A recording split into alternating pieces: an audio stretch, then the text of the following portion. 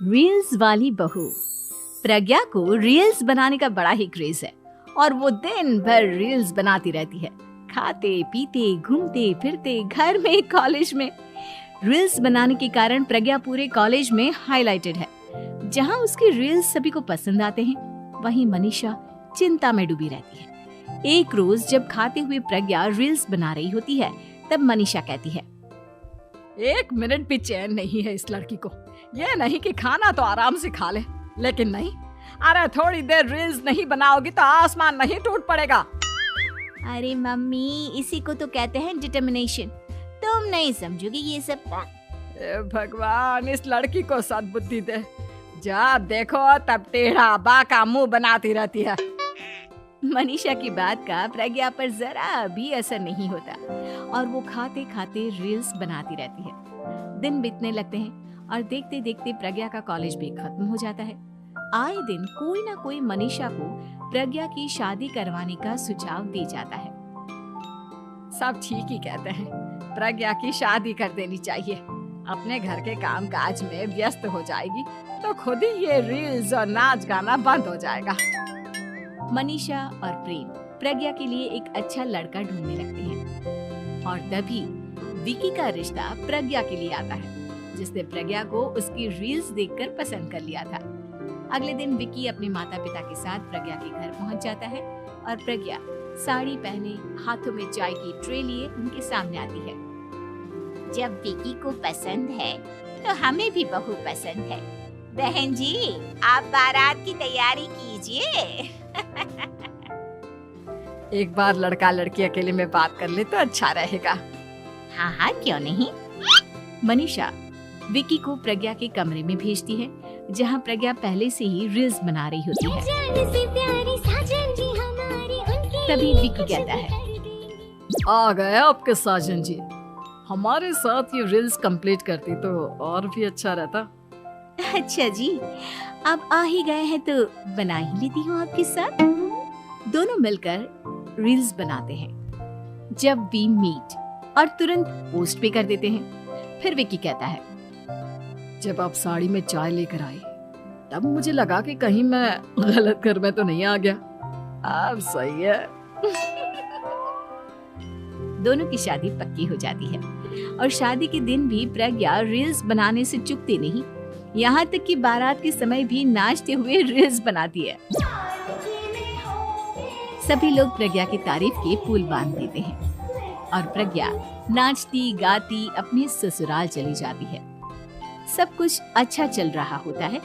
प्रज्ञा यहाँ भी दिन भर हर चीज की रील्स बनाती रहती है। लेकिन कुछ दिनों के बाद जब सुनीता कहती है, बहू, ये रील्स के साथ साथ कुछ काम भी कर लिया करो। वैसे तुझे और क्या क्या बनाना आता है? मम्मी जी, वैसे तो सब कहते हैं कि मैं सब कुछ अच्छा बनाती हूँ, लेकिन मुझे लगता है कि मैं मैगी अच्छा बना लेती हूँ। हाँ, कॉफी भी अच्छा बना लेती हूँ और मुंह तो सबसे अच्छा बना लेती हूँ। हैं? अच्छा अच्छा। सुनीता अपना माथा पकड़ लेती है और कहती है, बहू, कुछ खाना बनाना भी सीख लेती। मम्मी जी, मैं लंबी प्लानिंग कर रही हूँ। जल्दी ही मैं इतनी फेमस हो जाऊंगी कि मुझे पैसे मिलने लगेंगे।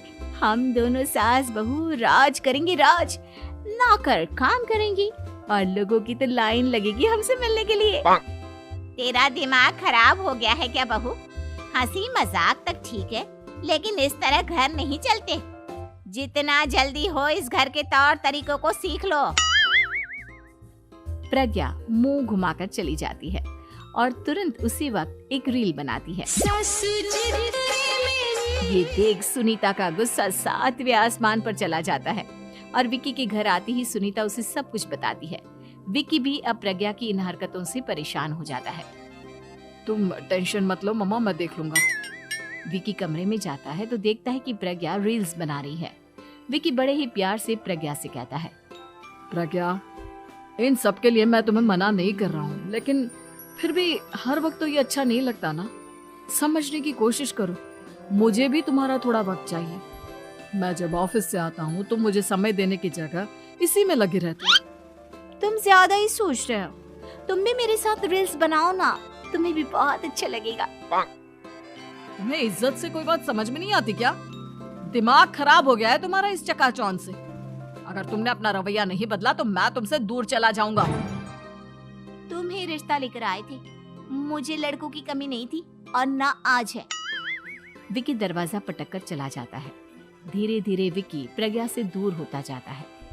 एक रोज मनीषा प्रज्ञा के ससुराल उससे मिलने जाती है। तब सुनीता उससे कहती है, बहन जी, अब आई हैं तो कुछ दिन यहाँ रहकर जाइएगा, आप ही का घर है। हाँ मम्मी, बहुत दिन हो गए तुम्हारे साथ एक भी रील नहीं बनाई मैंने।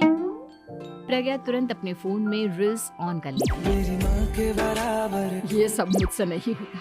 तेरा ये भूत अभी तक नहीं उतरा क्या? बहन जी, आप कुछ कहती नहीं क्या इसे? जब आप ही कुछ नहीं कर पाई तो मैं कर ही क्या सकती हूँ। सास तो वैसी ही बदनाम है। शाम को घर की लाइट चली जाती है और मनीषा प्रज्ञा से कहती है, मेरे घुटनों में बहुत दर्द हो रहा है, तू लाइट का कुछ इंतजाम करना बेटा। अच्छा, कैंडल जला देती हूँ मम्मा। प्रज्ञा गाते हुए कैंडल जलाती है और खिड़की के पर्दे के पास रख देती है। मनीषा, जिसे बहुत दर्द हो रहा है, वो सो जाती है और प्रज्ञा हमेशा की तरह अपनी रील्स में लग जाती है। उधर कैंडल की वजह से पर्दा आग पकड़ लेता है और मनीषा के कमरे में आग लग जाती है।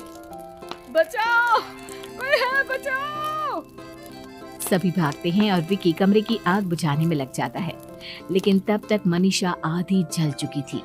मनीषा की हालत देख प्रज्ञा रोने लगती है। विकी मनीषा को तुरंत हॉस्पिटल ले जाता है और उसे एडमिट कराता है। विकी प्रज्ञा से कहता है, देख लिया ना, तुम्हारे इस नाच गाने की वजह से आज तुम्हारी माँ की जान जाते जाते रह गई। अब पता नहीं तुम और क्या चाहती हो। उधर डॉक्टर कहते हैं, इनकी हालत बहुत नाजुक है, आधे से ज्यादा जल चुकी है। प्रज्ञा रोती हुई मंदिर में जाती है और भगवान के आगे जाकर कहती है, भगवान, मेरी माँ को ठीक कर दो। मैं कसम खाती हूँ, हाथ से ये रील्स बनाना छोड़ दूंगी। बस मुझे मेरी माँ वापस मिल जाए। 2 दिन बीत जाते हैं और मनीषा खतरे से बाहर आ जाती है। पेशेंट अब ठीक है, आप लोग उनसे मिल सकते हो। सब कोई मनीषा से मिलता है और प्रज्ञा सबके सामने अपना फोन तोड़ देती है। मुझे माफ कर दो मम्मा, मैंने तुम लोगों की बातों को नजरअंदाज किया।